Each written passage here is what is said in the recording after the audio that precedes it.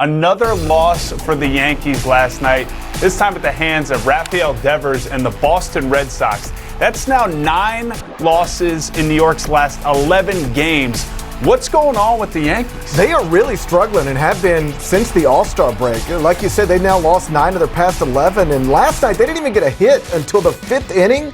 They only got 2 hits in the game. Now, they still have a 10-game lead in the AL East. So it's not like they're in danger of missing the playoffs, but they no longer have the best record in the American League. That's the Houston Astros now. There was a time when the Yankees were considered in the betting markets the favorite to win the World Series. That's not true anymore either. They're now listed behind the Dodgers, the Mets, and the Astros. Now, the good news is they got Garrett Cole going tonight. He should be able to get them back on track. Giancarlo Stanton is about to start a rehab assignment. He should be back in the middle of that lineup pretty soon. So there's still time to get this thing turned around, but this is not the way you want to be playing, especially when the Crosstown Mets are really surging. Way to get the Mets in early. We did the show on Friday. This was supposed to be the get-right series for the Yankees. We'll see what happens tonight. The Jets are holding their breath for quarterback Zach Wilson, who suffered a knee injury in their preseason game over the weekend. So it looks like we'll know more in terms of what the real prognosis is for Zach Wilson. But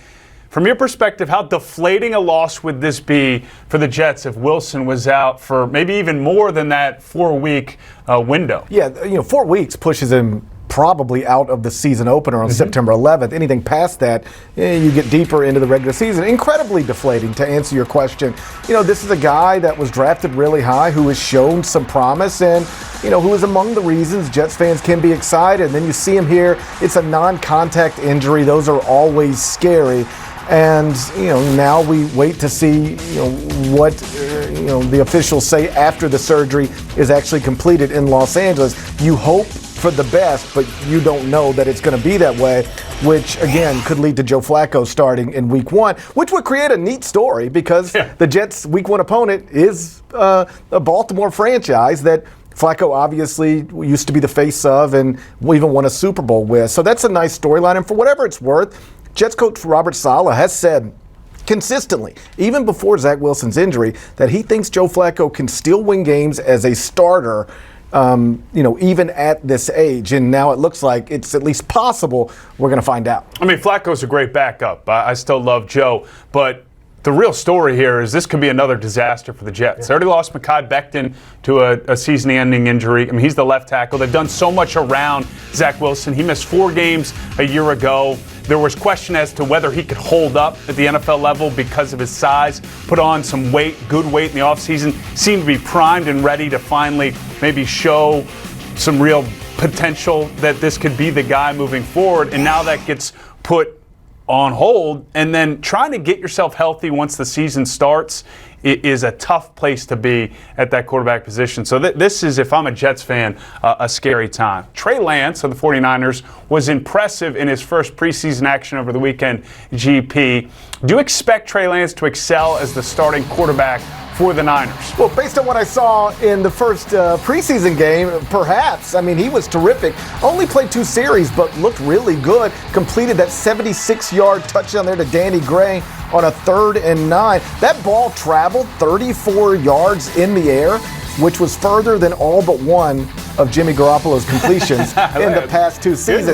That's among the reasons, San Francisco has decided to move on from Jimmy G. And if you're a 49ers fan, I think you have to be encouraged by what you saw, but man, the stakes are so high here because they've invested a lot, spent a lot to put Trey Lance in this situation. First, by giving up 3 first-round picks just to be able to select him 3rd overall last year. And then they moved on from maybe not a great quarterback, but a good one in Jimmy Garoppolo. And if Trey Lance doesn't work out, and by work out I mean doesn't consistently operate in this season at a high level, people are going to start to second question all of that. I think Trey Lance is going to ball out this year. Kyle Shanahan, as we know, is as good, if not the best in the league right now at putting quarterbacks in a position to succeed. If they believe that he's the guy over Jimmy Garoppolo, then at this point you got to trust him. And I think that was the perfect, basically, foundation to what this season could be for Trey Lance. And I think it quiets a lot of the noise around that organization right now and how they've handled this quarterback situation with Jimmy G still on the roster. So at least for 1 week, they kind of put those critics to bed. You were on site to do some real reporting for us on this tournament. I hope you can remember everything that happened on Saturday. But look, Will Zalatoris has been coming close for so many years now. He's either been in the top 5, runner-up, and this seems to be something we've all known was going to happen, and it happened at a big moment. Yeah, I couldn't be happier for Will. He's been one of the best golfers in the world over the past couple of years, but still had not won on the PGA Tour. He finished second at the 2021 Masters, second at the 2022 PGA Championship, second at the 2022 U.S. Open. So close so many times, and finally he breaks through, and you can see the relief on his face, and the way he won it was absolutely incredible. TPC Southwind is my home course. I have hit balls on those rocks subtle brag dozens of times. Mine always fall in the water. They never settle on the rocks. But Will got really fortunate there. And then I honestly don't know what Sepp Straka was doing, because he watched that.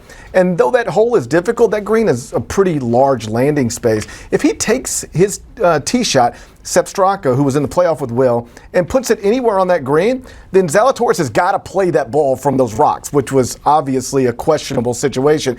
Because Straka went into the water and then through the drop zone and then into a bunker, he was putting 5 before Zalatoris even had to make a decision. At that point, Will knows I can go to the drop zone, get up and down from there, and win this tournament. That's exactly what he did. So, listen, Will's the champion. He deserves the trophy. But Sepp Straka really, really almost handed it to him. God, I love it when GP gets passionate about golf. Even at his home course, we all heard that. Some news from the NBA, where according to reports, the Christmas schedule has been leaked. And GP, it's a doozy. Here's a look at it. I mean, do we even I wish I had a telly. I could circle the one that I know you're going to be primed and ready for. Grizz at Dubs. That's obviously the highlight to what looks like a jam-packed holiday. If TPC Southwind's my home course, the Grizzlies are my home team. And I can't stress to you how much this means for that franchise. Like when the Celtics or the Sixers are playing on Christmas Day, that's a normal thing. Those fans don't even blink. But Grizzlies fans have never been able to watch their team play on Christmas because they've been good at times, but never great and never with a true superstar. Well, now they're bordering on great. They had the second best record in the NBA last season, and they've got an absolute superstar in Ja Morant. Ja Morant and Draymond Green were going back and forth on Twitter earlier this offseason, saying we want this game on Christmas. They got it, and it is a big deal for the franchise. Grizzlies fans have always craved, give us the attention we deserve, even though we're a small market team. And Ja Morant changes all of that, and that's why, more than any other reason, the Grizzlies will be playing on Christmas Day. Yeah, I can't wait. It's going to be like a build-up to a heavyweight fight in terms of trash talk. Welcome back. Time to shine. A little role reversal and a seat change as we shine on football. Evan, my good side, thank you. Yeah, you needed your good side on camera. You got a chance to talk with Lamar Jackson on your training camp tour. Do you think his contract situation is going to be resolved before we get to week 1? I don't know. I hope so. And I don't think anyone knows. I'm not sure Lamar knows. I'm not sure the Ravens know at this point. Look, we still have a few weeks. He put a hard deadline on it. He made that clear this weekend where he does not want to negotiate into the season. The Ravens haven't said much really at all. It's always been, it's in Lamar's court. The thing we don't know right now, and is rare too, I mean, you're a reporter at heart. We don't really know what's holding this up because both sides want to get it done. There have been reports that maybe it's about the guaranteed money. The 2 contracts out there are Deshaun Watson, the guaranteed $230, and the Kyler Murray with a guaranteed $160. I think it's got to fall somewhere in between there. Lamar's accomplished more than both, but the Watson deal was so unique. I hope it gets done because I think Lamar should have a deal done as he embarks on this season. But I also know that Lamar's going to do things his way on his timeline, and that's why he is his own agent. Meantime, Joe Burrow back at practice on Sunday. Evan, do you expect him to be ready to roll come, say, early September? No doubt. I think he's ready to roll right now. Look, he had the appendectomy on the eve of training camp. That's a procedure, while nobody likes to go under the knife, that doesn't have long-term effects as long as you catch it when they did. And it's just a matter of making sure there's no issues with the procedure itself, but you're back within 2 to 3 weeks. He's at that point now. talking to Zach Taylor when we were out in Cincinnati last Monday, it was a situation where they're going to ramp up to joint practices against the LA Rams by all teams. They've got them in the preseason. They want to get that work in against that quality of opponent, and then they feel like Joe Burrow and that entire group that also had some, pieces nicked up a little bit across the offensive line and receiver position will be primed and ready to go for week one. Some quarterback competitions we're keeping an eye on in Pittsburgh. Both Mitch Trubisky and Kenny Pickett looked good in the preseason opener. How do you see that one going? I think it's Mitch's job, or Mitchell, whichever one he'd like to go with, out of the gate. I think Kenny Pickett's showing signs, which is a positive for where they selected him. And then Mason Rudolph is also in this competition as well, but they know what they have in Rudolph. Trubisky, they hope they can get some sort of a reclamation, if you will, to allow Kenny Pickett to come on when he's ready. They do everything in that organization in terms of patience, a timeline that's rooted in not allowing outside noise to impact the decision. So I see this as one where the Steelers, hopefully in their side of things, play well early with Mitch Trubisky. Kenny Pickett gets a Mahomes-type season where he sits behind an established vet and then takes over in earnest maybe next year. But if they're to struggle out of the gate, I think that Kenny Pickett could see the field pretty early. And then Rudolph is just there if they need him, as he has been the last 4 or 5 seasons. Another quarterback competition is in Carolina. That's where Baker Mayfield and Sam Darnold, they both played well in the preseason debuts. Is this still, in your mind, Baker's job to lose? No doubt. I think this is the perfect situation for Baker Mayfield and his personality. He likes being doubted, and he comes in, and it's all about competition.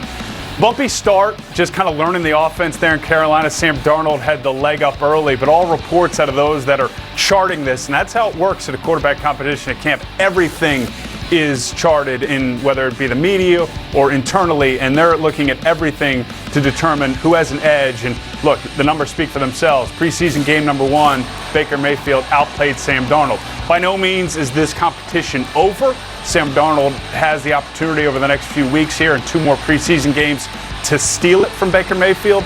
But I think they want Baker to win that job and see if he can regain the command of that position that he had when he took Cleveland to the playoffs a couple seasons ago. That's good stuff.